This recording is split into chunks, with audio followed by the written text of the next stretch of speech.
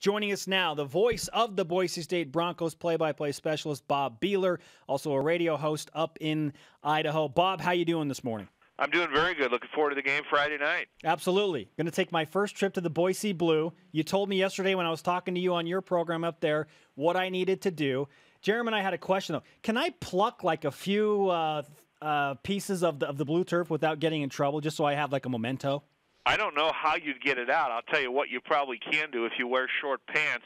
You'll end up with some of the black rubber pellets on the back of your leg, because whenever I'm out there at practice in the summer when they're out there at camp, you walk on the turf and I don't know, you guys have grass, so you probably have only seen it on the road, but you always end up with a couple of little black pellets on the back of your leg. Oh, yeah, we play intramurals still. Yeah, we're over 30. We still do that, and, that's a real problem. They have a turf field at BYU. That's a real problem. Yeah. I want to get to this. Boise State's so dominant at home. We've talked about it this week. 88-4 since 2000. Obviously, great teams win at home, but is there something else involved there other than just having a good team that makes winning in Boise a special thing? Yeah, there are elves in the field that kind of come up. You can't see them, that make tackles that don't let people get into the end zone. That's how it works. I knew that the 12th man. Yeah.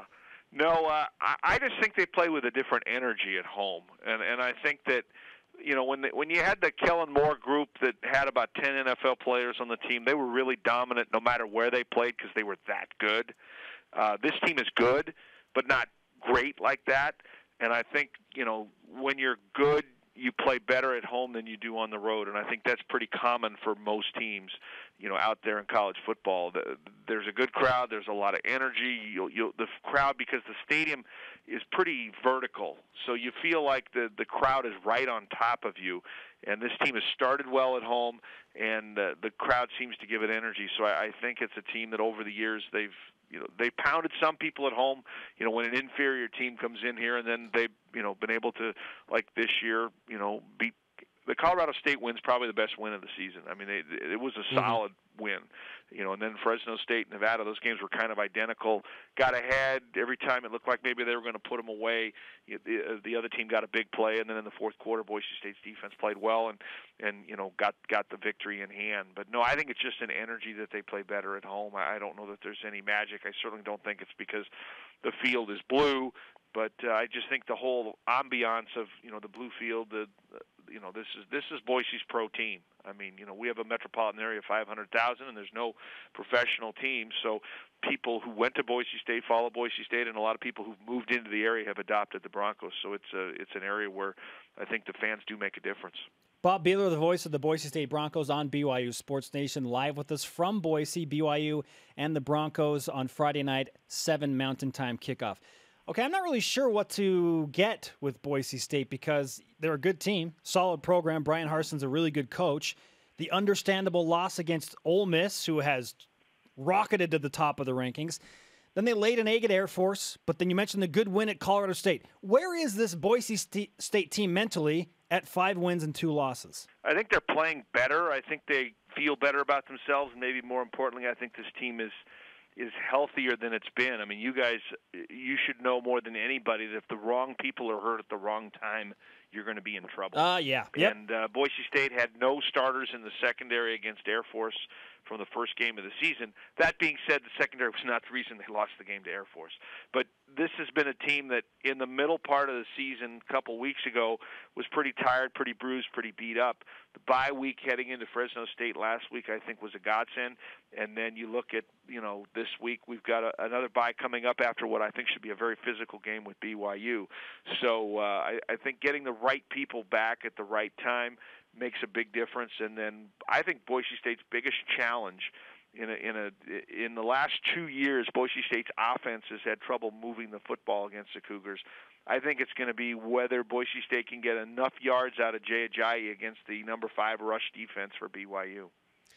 Grant Hedrick had his first career start against BYU last season. What kind of growth has he had from then to now? Oh, I think he's significantly better. I think he's making better decisions. I think he's getting more receivers involved. I think he's knowing when to run more, you know, when he should or shouldn't try to run. And I think that he's just more of a confident player. The Air Force game is the one game that I'll throw out. I mean, that was, you know, he had 4 interceptions in that game. He had 4 interceptions against Ole Miss, but that game in the Ole Miss game, I think all but one came in the fourth quarter, and they were trying to make something happen when you're down, and a couple of them he got just plastered as the ball was being let go. But I think he has improved tremendously. I think any quarterback coming to Boise State in the next few years is unfortunately going to be compared to Kellen Moore. And I don't see, as to quote Rick Pitino, I don't see Larry Bird, Kevin McHale, and Robert Parrish walking through that door.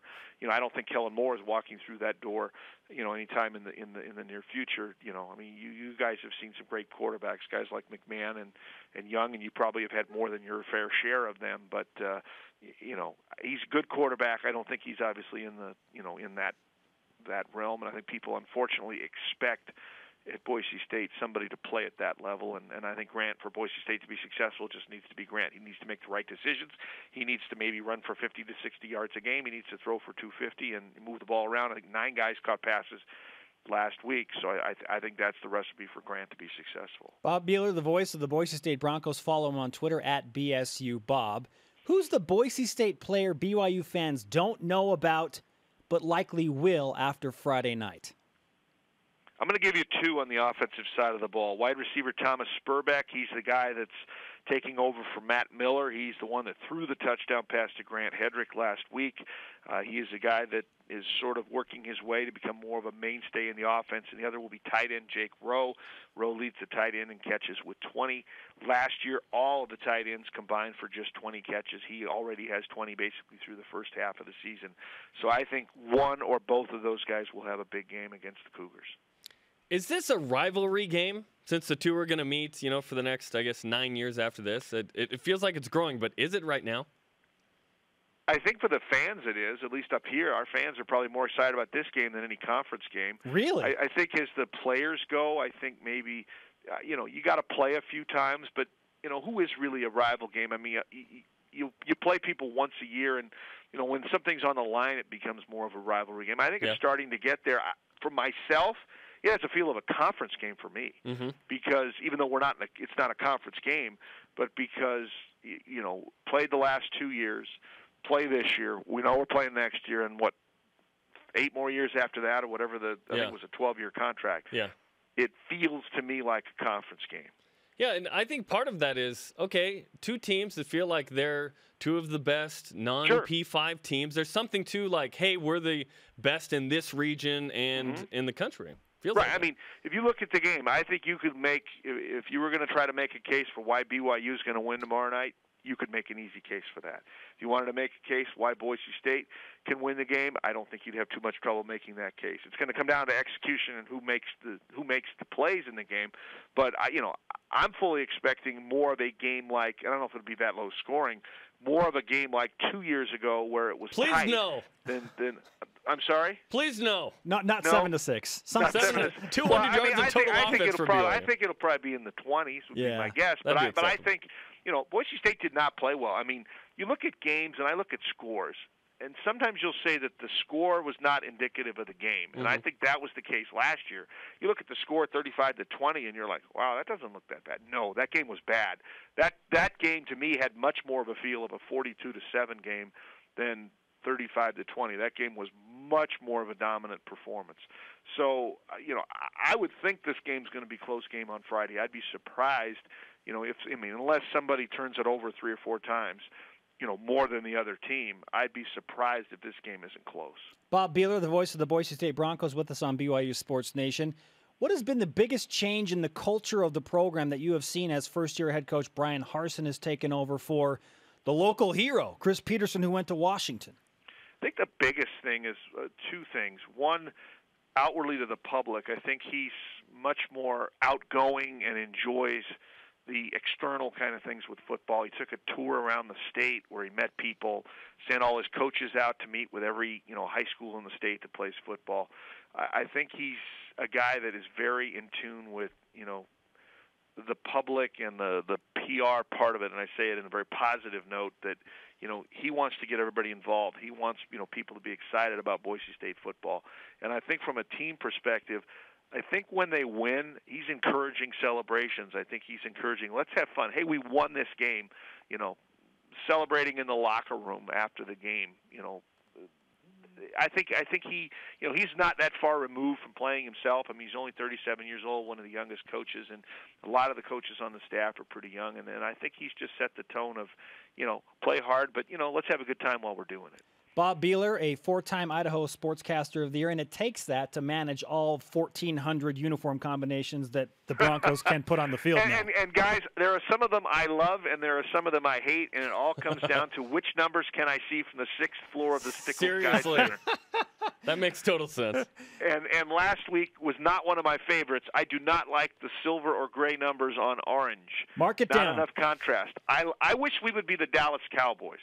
I wish we would. I mean, they would never do it, but I wish we would wear white at home because I can see the blue numbers on the white jerseys by far easier. I actually like the blue on blue because you can see the the silver numbers on the blue jerseys. So I like it when we go with the traditional look.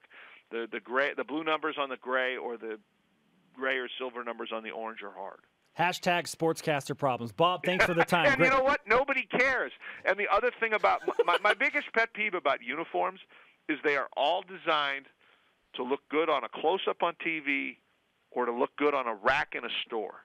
They're not designed to be looking great for somebody that's sitting way at the top of the stadium trying to call the game. But you know what? The next time they care about what I think, it'll be the first time they care about what I think. So. Well stated. Bob, thanks for the time. Thank you, guys. Good luck on Friday. Appreciate it.